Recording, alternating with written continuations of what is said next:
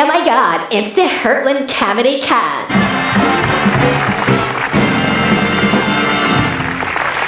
Thank you. Thank you. Murder movies continue with Friday the 13th, the final chapter. I doubt it. It made much too much money for them to stop that. They already did Friday the 13th 3D. Next one has to be Friday the 13th 4D. Jason's in the theater. Hey everyone, welcome to the Heartland Comedy Cup podcast. I'm here with my co-host Clem Jameson. We're filming from the District Event Center.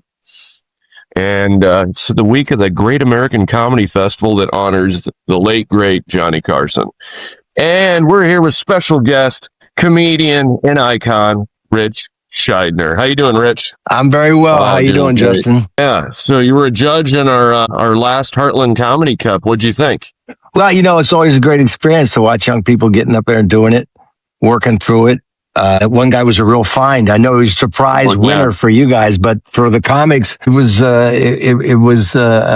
immediate. He had something different to say, and the way he said it, was his own, and it was really interesting. And so that was a find for me. It's also kind of funny. You want to tell them not to sell merch during the competition. Yeah. A couple bringing their merch up there was pretty funny, but in an unintentional way. But yeah, you know, it's ubiquitous now. Stand up is part of the fabric. It went from a side show in showbiz to the main event. It's really interesting. Yeah. Let's get into that a little bit about the controversial winner. So we had Dillon Meeks from Mason City, Iowa. He was our June winner, and he's been doing stand-up comedy for about 15 years. And then we had Ron Ferguson. Now, Ron, he had the audience going. It was the audience favorite, but here's the thing, why we created the judges and the audience and making it a weighted scoring is because if we just do the audience, then you got a bringer show. If we just do the judges, then you got comedians bitching. We can swear on this. Bitching because comedy is subjective. Well, when you have judges like Ritch Shydner, Lisa Sunset, and Joel Byers, who've been doing comedy for a long time, like I think with all three of you guys got to be close to 100 years combined. Doing comedy. Next year will be 50 for me alone. So I think you guys got pretty close to 100. But I was even surprised myself, and I screwed up on that announcing the winner because I was shocked too. I was like, oh, yeah, I see and that. so I got to work on that. That's something I got to work on, and just you can't be surprised at the winner. And you're going. I thought you were going to poll the judges again. Is this really it? Or are you guys goofing with me? He was it. He was clearly it. If I watched his set, I could tell you clearly. But yes, he was. I had the unique perspective of being the only guy in the room who knew the judges' conversation, so I knew what was coming. I was the only one that wasn't surprised because I was listening to their commentary through the whole thing. Oh yeah, made sense. Yeah.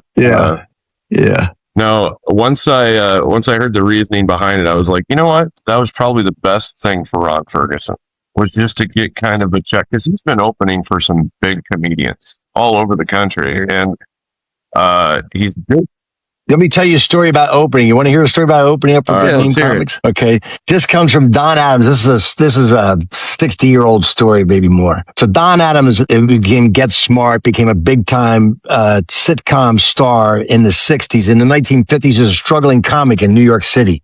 Gets called from his agent and says, I got a gig for you, opening up for Mae West. Now, I don't know if you know who Mae West was, but Mae West was a huge movie star in the 1930s, wrote her own material, breakout feminine star. It was amongst all the male comic stars, she was really it. And so she's going to do a show. She's going to do a nightclub cabaret show now, and she wants an opening act. It's in Boston, not very much money. Don Adams goes, I need the cash. I'll do it. I'll go. He goes up to Boston. First night, goes out, does a great job. goes into his little dressing room at the back of his club. And a few minutes later, as he expected, Mae West's assistant comes in and says, Mae West wants to talk to you tonight. Goes into her dressing room. She says, you are lovely, beautiful, perfect. I think we can work together for this entire tour. Right.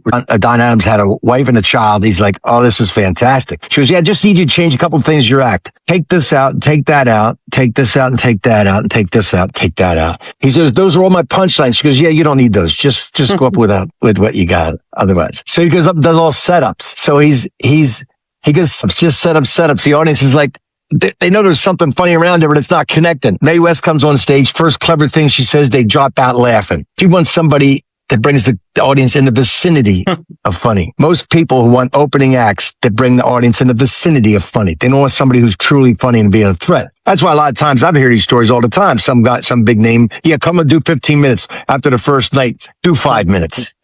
Cuts them down to 5. You know, it's not a braggart to be a favorite of a big star to be your opening act. It's not, you know, and if you're that for too long, that means you're not, where are you going to be the headliner yourself? Steve Martin did that back in the 70s. He was opening up for all these bands. Everybody wanted him to open up for it.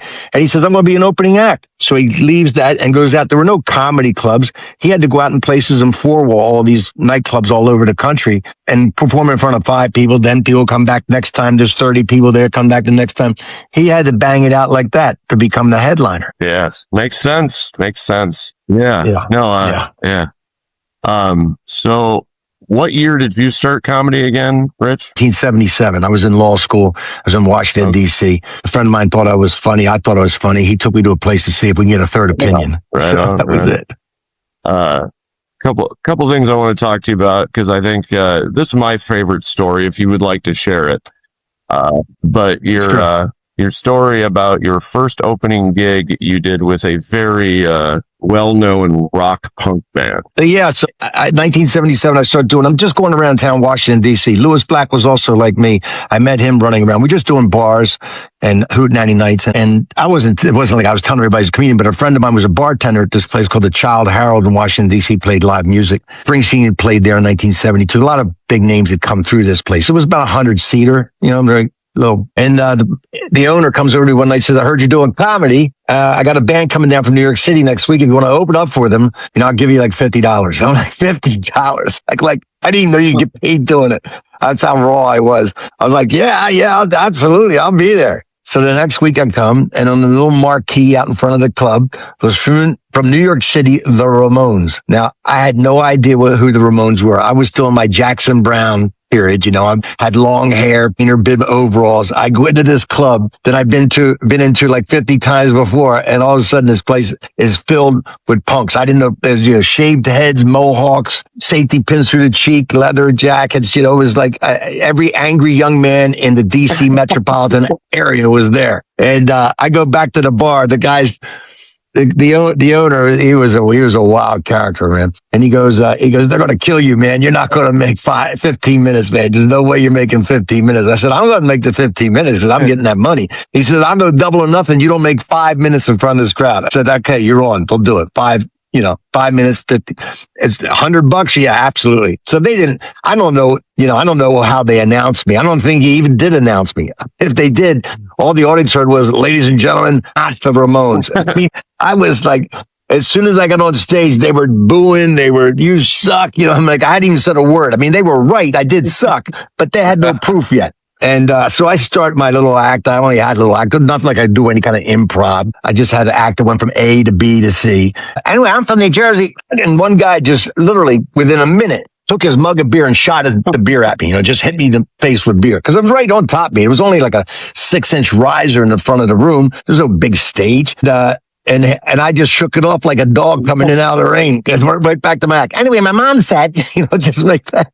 The guy next to him went, well, if you didn't move on that beer, let's see what he does with this one. He hits me with a beer. And pretty soon, man, it was like a deli. They were all taking numbers. Everybody's taking a shot at me. My buddy said it was the most schizophrenic show he'd ever seen. I'd start talking. They'd boo. They'd hit me with a mug. Everyone would cheer. It didn't last long. It may be a couple of minutes because the club owner, Dave, he knew, you know, like it was, this beer being thrown. There was a little tight stage. I had a shit. I just dropped the coffee on my table. I just dropped coffee on my table. It's hilarious. So they just were booing me, and then he goes, he's back there waving money. Come on, come get your money. Let's go. Cause he knew it. As there's electronic equipment up, the amps and the drum kit and beers flying all over the place. So I leave the stage and he's in the back there, and we go back, but there's no dressing room. It's just the kitchen behind the bar, And I go back here, and the Ramones are standing there, and they're all ready to go out. They got their guitars, and I come back there. I'm just sopping wet with beer, just wiping beer off me. And one of the Ramones looks at me, and goes, "Cool act, man." Like that's what my act was. I let people throw beer. Now here's the addendum to this. So years later, in 2005, Mark Schiff and I are coming out with a book called "I Killed," which has road stories in it. And one of the stories was this Ramones story. The literary book reviewer for the Washington Post is going to do a review, and I'm going to go down and play DC. I'm coming back to DC is where I started. I was all excited by it. Then he calls in and says, I can't review the book because the music reviewer said he was there the night the Ramones were there, and there was no opening act. I was like, I swear I did it. He said, no, I don't have it. And then a week later, he calls me back and he puts the music reviewer on the phone. I forget his name. And he goes, "Hey, I'm sorry, man. I didn't think there was an opening act, but I told my wife." She goes, No, there was a disturbance at the front of the stage. Nice. That's what I was, the disturbance at the front of the stage. That's crazy. Yeah. I had so many opportunities to open up for bands. That's what I did when I first started. There were no comedy clubs. I was in Washington D.C. until L. Brookman's opened in '78. There were no, and then I started doing that 79, 80, 81. I'd go back to D.C. even when I lived in New York City because I was getting paid to go open up for bands, and that was the only money I was getting. Wild. Another thing I wanted to talk to you about was I believe it was a phone call. We were talking on the phone, and you were talking to me about Phyllis Diller and how she could, what was it about music? She could take music and apply it to your cadence. Like Phyllis was an accomplished pianist. When she grew up, that's what she was trained to do. They thought, she played piano, and she could take your tape. She would take a tape, and she showed me this. She did this several times, and she would put it in this was VHS tape time. That's how long ago it was. But she put a tape in, comic would go on, comic would start talking, doing comedy, and she played the piano and would bang out, eventually get your rhythm. She's all music. Every comic has a different rhythm, and she would get the rhythm to them and start banging out a rhythm alongside the comic, doing their stand-up. It was really quite incredible. Yeah. Yeah, I always thought that was neat when we were talking about it. Then, you have any Rodney Dangerfield wild stories? Would you have something else you want me to talk about? A robe and a glass table and some...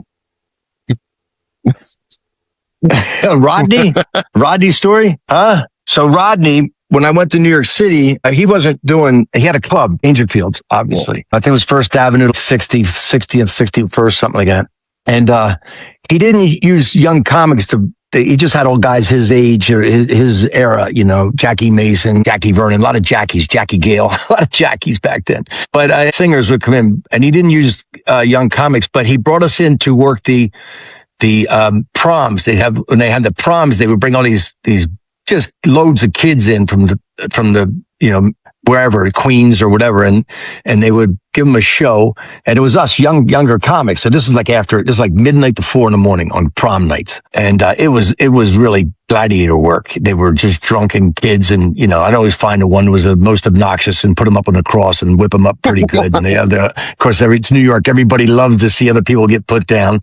And so one night, the comic who was in front of me jumped off early because it was really whipping chair stuff, and then I got on, and then the comic behind me was late. So I was on there for like 45 minutes. And I could hear Rodney in the back. You could hear him laughing, because comics love to see other comics struggling with the crowd. He said, and I just stayed up there banging it out. And I come up and goes, "You got a lot of balls, man." I was going for funny, but I would take balls as a compliment. Okay. If I couldn't get funny. He said, "Hey, you want to do some cocaine?" I'm like, "Absolutely, man." Do cocaine with Rodney? Sure. So we go to do cocaine, and I got Rodney's, it's Rodney Dangerfield, First of all, I noticed immediately the level of cocaine was different. This was celebrity cocaine. I was getting that street cocaine that was cut with so much baby laxative it kept you more regular than high. You do a line, take a dump, do a line, take a dump. It's just, this was really good cocaine. I knew that immediately. That's part of it. And then I had Rodney's ear, so I asked him for advice, I'm like, hey, Rodney, what do I do to get better? You don't tape yourself. Do you tape yourself? I said, yeah, I used to tape myself, but I can't stand my voice. I sound like an idiot. Well, of course you're an idiot. You're a comedian. What do you think? You're a brain surgeon? You're an idiot. You're a fucking idiot. He said, you listen to yourself, man, because the audience will tell you what's funny. They'll tell you what's funny about yourself, You know what I'm saying? I mean, individually, it may be orangutans, but as a group, they're genius. And so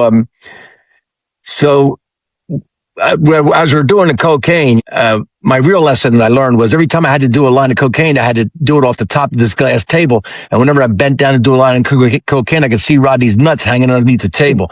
So I didn't really set that up because Rodney always wore a robe that never put any clothes underneath his robe. And he never bothered to close the robe. So when you were hanging around with Rodney, he was just hanging out. He was totally hanging out of his robe. So he was sitting there across that table. And every time I bent under, there was Rodney's nuts hanging underneath the table. So that's like, there's no such thing as free cocaine. That was my real lesson. Yeah, I don't know. I think 9 times out of 10, I wouldn't want to stare at somebody's balls while doing cocaine. But if it was Rodney, I would definitely make an exception. Okay. Rodney, he gave me a couple of ties. It was interesting. I used to wear these old suits, and I still have like 4 or 5 of the ties. One was a hand-painted tie, red ties. See, Rodney wore a black suit, red tie. White shirt. And some fans would give him ties. He'd give me these ties. He pulls these ties out of a drawer and gives them to me. So you wear old suits. Here, take these ties. He said, they got shit on them. I can't wear shit on them. You know what I mean? His was a plain red tie and he's had patterns on it. So I still have the ties that Rodney gave me. He was a character. We loved him. Young comics loved him because he was so good to us. I mean, obviously his young comedian specials in the 80s broke so many great comics. I mean, it broke Sam, there's so many great comics that were on his early specials, Tim Allen, those specials on HBO. And, he just liked hanging around with young comics. He was wild. One night I was emceeing, Rodney liked it because he'd come into the back and he's working up sets to go on a Tonight Show, right? So if he's running around town going to catch the rising star of the Improv. This is back in like 1980, 81. He'd run around and do sets, practicing in his 5 minutes for the Tonight Show that following week. He'd go in the back, and you see him in the light in the back of the room, and you knew to get off stage and bring Rodney up. And a lot of comics would see Rodney and then do a joke or two. But I'd see Rodney and go, ladies, my dad's, forget it. Listen, here he is. No introduction. Rodney Dangerfield. Place goes crazy, And Rodney comes in and goes, he pointed at me, he goes, the kid knows how to move. He knows how to move, I tell you. So one night, I would usually, after I would finish emceeing, the 2 or 3 in the morning, there's nothing to do. I'd go down and play pinball. Down at the arcade on Times Square. And Times Square, this is back when Times Square was just, it was all piracy down there. They were all X-rated theaters, hookers all over the street, drug dealers, thieves. It was really, it was what it was. And I'm standing out there one night after this, before I went to the arcade, I'm just smoking a cigarette on the corner. And all of a sudden I feel a presence my side. And I turn and it's Rodney, and Rodney's smoking cigarettes. It's all happening here, ain't it, kid? I'm telling you, this is where it's at. Oh, wait a minute, here comes my date. And a hooker's walking up. Rodney goes up, starts talking to her, and they went in on his little hotels, rent by the hour hotels. Here comes my date. Oh, jeez. He was wild, man. He was absolutely wild. You guys were a different breed back then, I'd love to take a time machine back then and just go to one of those shows and just see the atmosphere and be there and present. That would be awesome. Your comics today are better. You're better. You come to it more preloaded with all sorts of different joke rhythms, all sorts of different joke styles, performance styles. You come to it after seeing so much comedy growing up. Like, we saw very little comedy. You'd see it on Tonight Show once in a while. You'd see maybe daytime talk show like Dinah Shore or Merv Griffin. You'd see 5 minutes of a comic. You didn't see long form comics back then. You didn't see that. There weren't specials on TV. So we came to it less prepared. We had to listen to albums and try to figure out what was going on by listening to albums. And it's not like we were in the dark, not like we were dropped out of a jungle, but we did not have the knowledge you had coming to it. You guys are better coming to it, but we also did not have the pressure. I didn't know how I was going to make a living doing it. I was just doing it. It wasn't like thinking I got to get to this spot, or I got to get to this place, or I got to get so many followers, or I have to get so many likes. Right. Then it was just just try to be as funny as you can. it always worked under the misconception that the funniest person would win. And after a few years in the business, you started realizing not always true. So this is part in the episode where I bring out a fun fact. Did you know that you were born the same day as my dad? Yeah, crazy. December 3rd, 1952. Wow. Yeah. I've only met one other person, a woman who's... But yeah, no. What? Yeah, December 3rd, 52. Yeah. Wow. That means his mother and father had sex the same day my mother and father had sex. Yeah. Might have been the same party. You never know. Yeah, could have been. Could have been a key party. No, that was a second. I wonder if they were all drinking the same thing. If you had to give any advice for an up and coming comedian that translates from your era to today's era, what would it be? Well, the same thing applies always. It's a factor of stage time. The more you go on stage, the better you get. That's it. You have to go on stage all the time. And looking back, I knew that instinctively. I'd do a Jersey gig and come back. And, back then, Jersey gigs were paying us like $55, $75. My rent was $115. Give you an idea how crazy it was in New York then. But I'm just saying that guys would come back and they'd go, I've done my show for the night. And they'd go to the bar and I'd go to the manager at the Improv and go, when can I get on next? And I'd call over across town to catch to Bill Maher, who would be emceeing there, and say, Bill, can I get on soon? Yeah, get over here. And then I'd go over to the comic strip after that. I'd try to get more sets. Couldn't get enough. On a Friday or Saturday night, the guys who were running around like crazy doing 5, 6, 7 sets that night. I'm talking about 15, 20 minute showcase shots back in that time. It's all function of stage time. I don't think that's changed at all. I think the more comic gets up today, the better they're going to get. The ones that are performing all the time. You couldn't take a night off. I couldn't imagine taking a night off. Oh, yeah. Ever back then when I first started. And I remember reading the story of Richard Pryor, right? Now, Richard Pryor was the hottest comic, the biggest comic back then. This is when I started. He had the first full-length movie feature of a comic. And I remember reading it, and I lost girlfriends. They would break up with me just going like, all you do is go into the comedy clubs. All you ever do is like, yeah, that's all I'm going to do.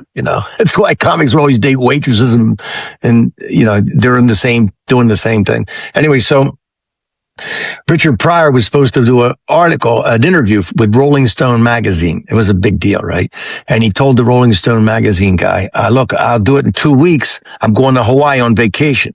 2 days later, he calls up the Rolling Stone guy and says, I'm back in LA. Let's interview. And the guy says, well, I thought you were on vacation. Richard says, yeah, the first day I walk around the beach going, the fuck am I doing here? I'm going to lose my funny. I better get back to LA and get on stage. So if Richard Pryor had that feeling, there's no way that it was wrong for me to have that feeling. No. It's like you got to be on stage all the time. Yeah. I've heard that story. I don't know if it was from one of your videos or if I just seen it online, but I remember that. Yeah. Richard Pryor going on vacation. He's like, what the hell am I doing? I'm going to lose it. But I feel the same way. Like, I live up here in Norfolk and Clem's stationed down in the Omaha area. And I don't have a lot of mics up here. So I'm traveling to Omaha every week. And trying to get as many mics as you can, but you never feel it's enough. Like I'm envious of these Chicago scenes and bigger scenes where you can go do 7, 8 mics in a night. Eventually that's the progression from comics from smaller scenes. You got to go to a bigger scene, I think. That's what happens. It's all work and you get the most stage time, and that's it. And that's okay because look, there are a lot of people you're going to deal with are hobbyists. They're amateurs who never tend to turn professional. They have a good job or whatever. They're just playing around, something to do, and they'll have a couple of kids, and I'll take care of that excess time for them. But in the meantime, they're just hobbyists, and they're not going to progress any further. So going on stage once or twice a week is like, I used to joke that there's a drinking circuit. People go bowling one night and they drink, then they'd go to sports bar and drink, and then they go to the comedy club and drink. And then for these people, it's the same thing. So, but the people who are serious about it, they got to go where they get as much stage time as you can. And that means the bigger markets, naturally. Yeah. No, I agree. I got a story I'm writing. I'm writing a story about these guys this is 1981, and they were 2 Vietnam vets, and they were dealing with their PTSD really with comedy. And they would drive up to Detroit, which was about a 3 to 4 hour drive round trip, and then work in the daytime. They had jobs in the daytime, and they would drive up there at night to get stage time in Detroit or Chicago, which is even a little further for them. They were in Lansing, Michigan. Then they opened up their own comedy club to get more stage time. And it's a pretty wild story, but that's how desperate they were for more stage time back then. Yeah, that's what Clem and I are doing. Well, we're trying to get the scene bigger that benefits everybody, even us. I knew, like Rodney, I think he started in his 40s, right? Rodney started when he was a young guy. His dad was a vaudeville comic, and Rodney was a comic in his 20s, but he flamed out. His name was Jack Roy then. His dad's name was something Roy. I can't remember exactly what it was, but he used the same stage name as his dad did, and he flamed out. Then he had a wife and kids, and he was working selling aluminum siding. Back then was a big thing, aluminum siding. And he came back at 40 and he started working. There's a great story. Even when he started making money and making real money back then, he was still selling aluminum siding because he wasn't sure that the stand-up thing was, really going to succeed. And so he did the Ed Sullivan Show one night. Now, this is back in the 1960s when there were 3 stations. Ed Sullivan Show was the biggest show on Sunday night. Everybody in America watched it. And this crew the next day goes to put aluminum siding on this woman's house. She comes out, she goes, well, Mr. Roy, I saw him last night on TV by the name of Rodney Dangerfield. He was doing comedy. And the guy and the crew guy goes, yeah, he does showbiz on the side. He's on, and this is back when being on television was like, it was a huge thing, man, huge thing. So Rodney kept doing it for a while until he was sure that, and then he was making so much money and doing stand-up. That's a tip for you young comics at home. Don't quit your day job yet. Wait until you're getting some money. But see, that used to be a heckle. But see, comics today, you heckle them, they go, I have no intention of quitting my day job. I got full dental. What are you talking about, man?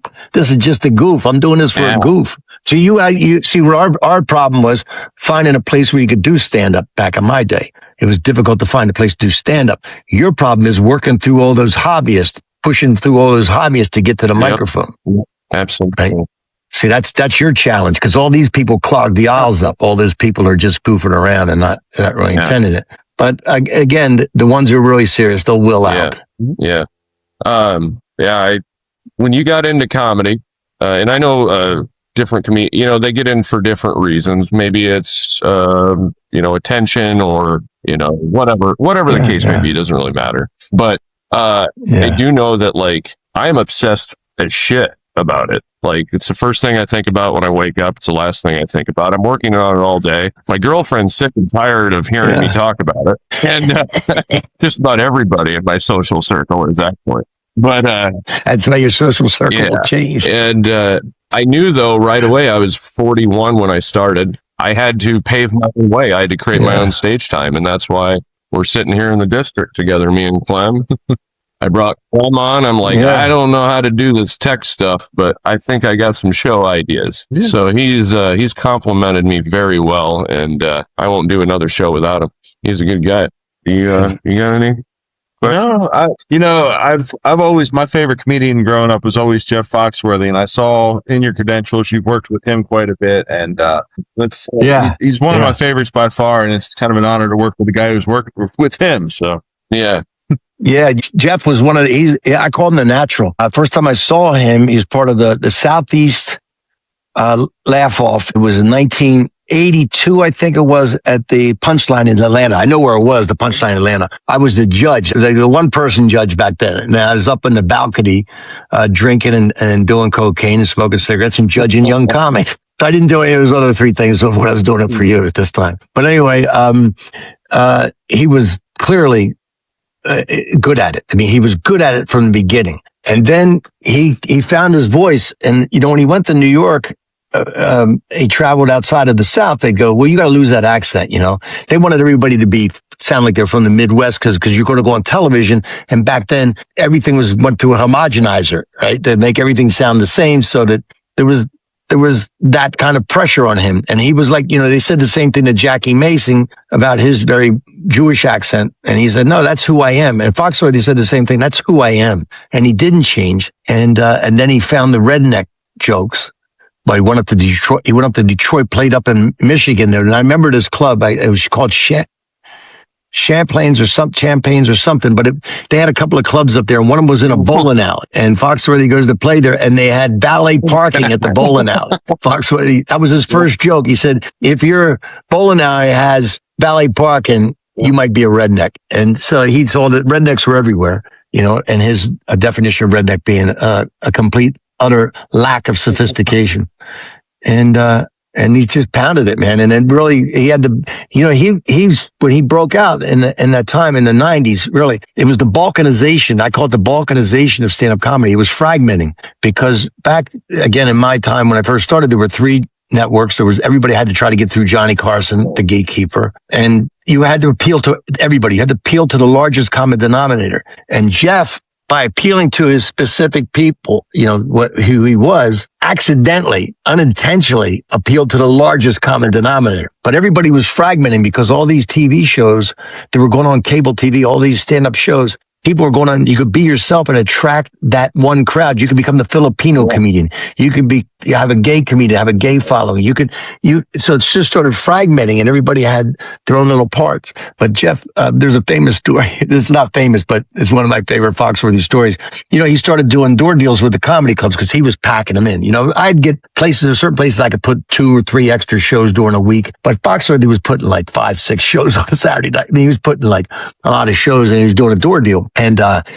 And he had an opening act that night who happened to be Jewish. And when Foxworthy, and that guy happened to be there when they cut the check for Foxworthy at the end of the week. They're sitting in there and the guy goes, "Oh my God, you're not 15 times funnier than me." And Foxworthy goes, "No, but there's 15 times more people my people out there than yours." Yeah. It's all it is, man. Who puts the butts in the seats, So he had more rednecks out there than Jewish people. That's all. Yeah. I was, Clem and I went down to Omaha and picked up a couple comedians, Brian James O'Connell, he's an improv comic, and then Alyssa Phillips from LA. She was on, what's that show? Silicon Valley. Silicon Valley, yeah. But anyways. That's a good show. Me and Clem were just sitting in the front seat, and these two have worked together. Alyssa and Brian worked together. So they were just chopping it up back and forth, and we were just soaking it all in the front seat and trying to stay on the road. And, we got on the topic of basically the landscape of stand-up comedy right now when it comes to getting paid and who's getting booked and all of that. And it seems like, the celebrities and the social media stars are getting a lot more attention because they can put asses in seats. Well, I feel like that, a way to give some of these comedians that are very polished and have doing it for 20 years, I could list off 10 for you just in Nebraska and just in the Midwest right here that could kill any crowd they're in. And, Sure. I just feel like I wish the audience would just trust the venue more. They know that whoever they're going to put on stage, it's going to be fun. Yeah. And the venues did that when there were automatic packed houses. See, at a certain point back in the early 80s, they had packed houses, right? I mean, this was a new thrill. This was a new thing for people to see. And it was packed and the audience just trusted the venue, right?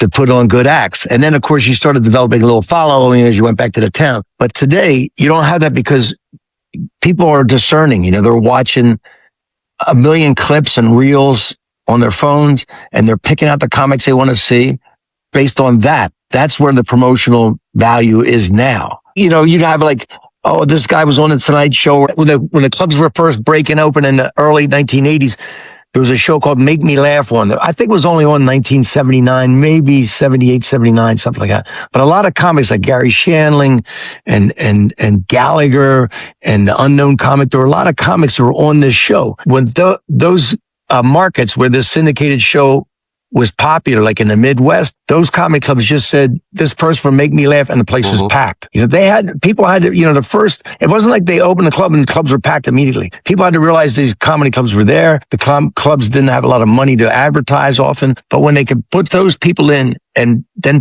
people became aware of the club, then the audiences started coming there every week. You don't have that now. You have people breaking out. Look, they always talk about influencers. Somebody does something that's not even stand up. And then they come into the club and the place is packed. Well, the club doesn't care. This is like vaudeville. Vaudeville way back 100 years ago, before radio, before television. If somebody got front page of the newspapers, vaudeville would bring them in, put them as a headliner, just come out and talk to the audience or stand there. Because people would pay to come look at this person who murdered her husband and got away with it in the court.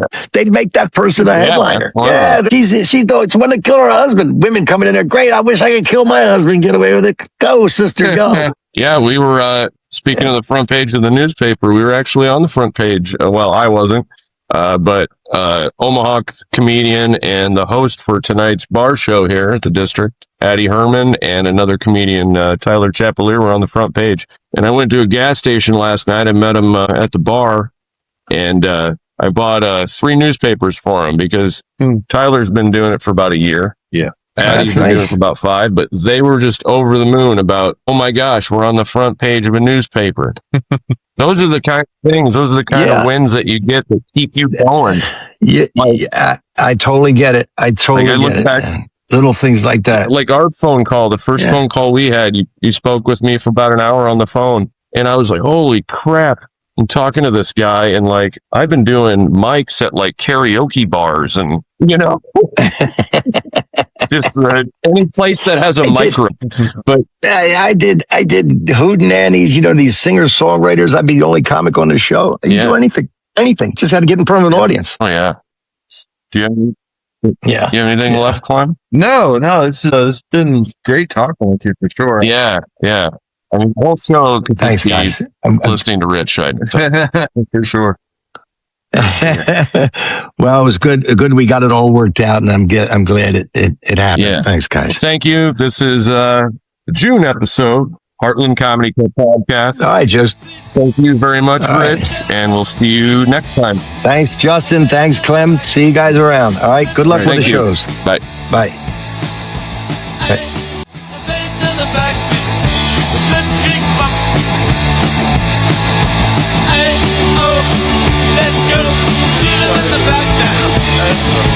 What they want, I don't know.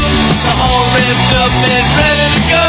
They're moving in a straight line, going through a tight one. You keep to losing their mind. The blitzkrieg bump. They're falling in the back seats. The generates the heat. But they's in the back seats. The blitzkrieg bump. Let's go, shoot them in the back now. What they want, I don't know.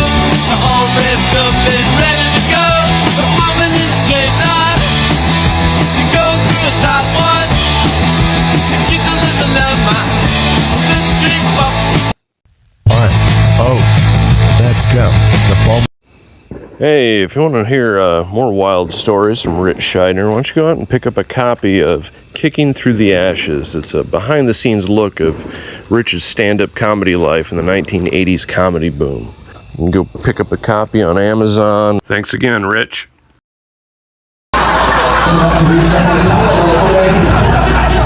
Where else do you want to be on a Wednesday night than the District Event Center? Come on up. That's the Heartland Comedy Cup. You guys will have a good evening. Love you. Bye.